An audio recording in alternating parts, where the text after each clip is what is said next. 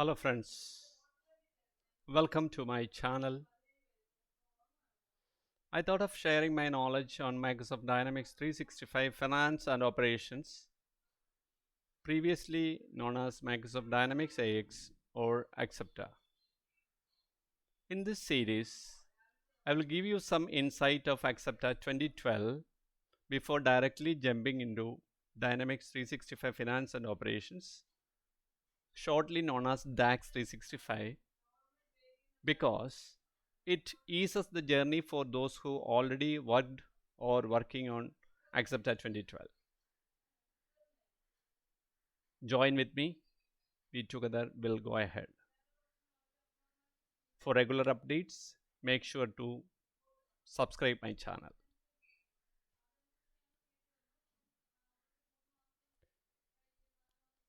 Just have a brief introduction of the concept of ERP. What is a terms like technical and functional consultants, implementations like premises, on-premises and cloud implementations, and why we are into Dynamics AX.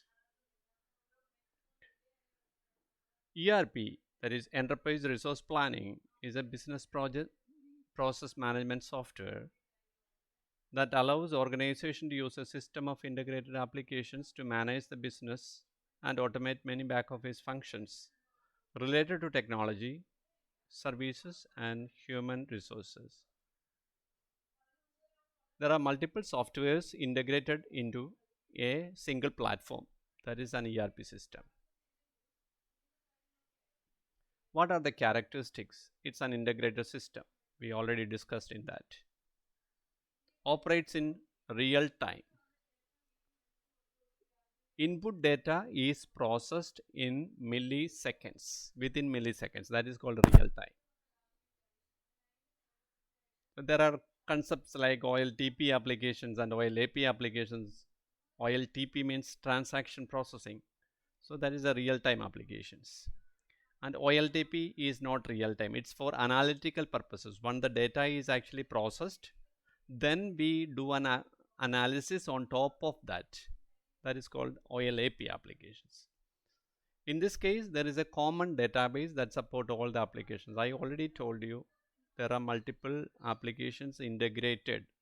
So, but it's sharing a single database. The look and feel of the applications, there are multiple, that's called multiple modules, are same across.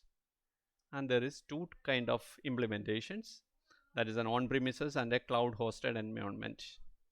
From 365 onwards, Microsoft is promoting cloud hosted environment. Previously we had on-premises implementations only.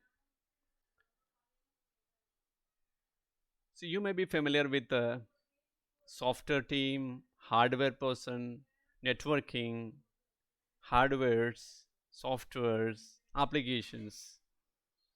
Just like that, in ERP also there are two specialists. One is a functional specialist and other one is a technical specialist.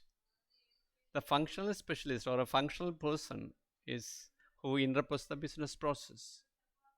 He goes to the client, talk to them, identify their needs, identify the gaps in the sense what is already there in our ERP system, what are the requirements of the company or the organizations, that is the gaps, write specs, and typically does the system configuration to reflect the business requirements. That could mean a wide variety of things, from adding new modules, planning out complete upgrade and migrations. So other than creating new modules, the major challenge is actually migration. We will come into that later. The migration, most of the work is actually initially start with migrations. People are still, or the organizations are still using Accepta 2009 and Accepta 2012. So they had to migrate that into Dynamics 365. ERP technical. A technical consultant is a typical programmer. The functional person already identify the gaps, but the technical person has to fill the gaps between the business process and ERP. This is called customization. In that case, we have to create a new module, we have to create a new report, or maybe some changes in the existing applications as well. That is the work of a technical person. ERP implementations. I told you till 2012 we had only on-premises implementations. From Dynamics 365 onwards, we had both. We have cloud implementations and as well as on-premises implementations. In an on-premises implementations, we have to have the company has to purchase servers, have to have network, have to have a data center, and we have to purchase license for the softwares. So everything is residing at the company's premises, that is called on-premises. On-premises software is generally priced under one-time perpetual license. One time we are purchasing and is considered a capital expenditure. And there is a cloud environment. In this case, the resources are hosted on the premises of the service provider. Who are the service provider? The Microsoft is there, Amazon is there. They are actually the service provider. Azure, AWS, all. It's hosted on the vendor's server and access through a web browser. They will give you some authentication. That means maybe user ID, password to connect to a server, and on the basis of the subscriptions we can use. Suppose tomorrow we have to upgrade the system, it's easy to upgrade the systems, depends on the requirements. Cloud software is priced under monthly or annual subscription with additional recurring fee for support, training and updates. It is typically an operating expense.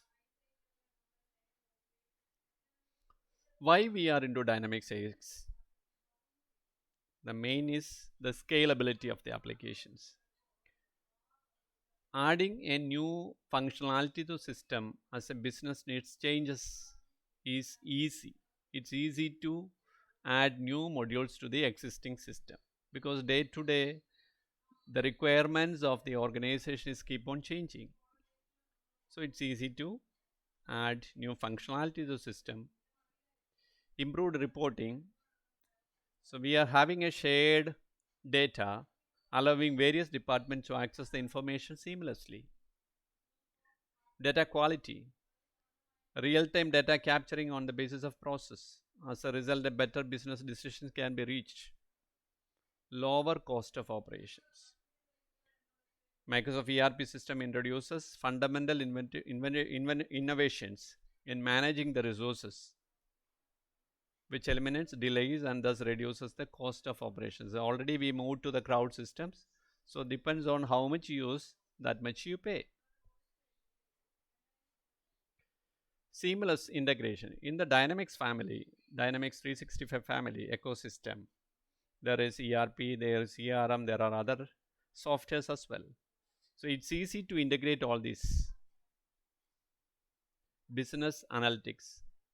In ERP systems, in the Microsoft Dynamics 365, other than a reporting software that is called SSRS, there is Power BI also incorporated. Power BI is actually an business intelligence tool to create dashboard for analysis purposes.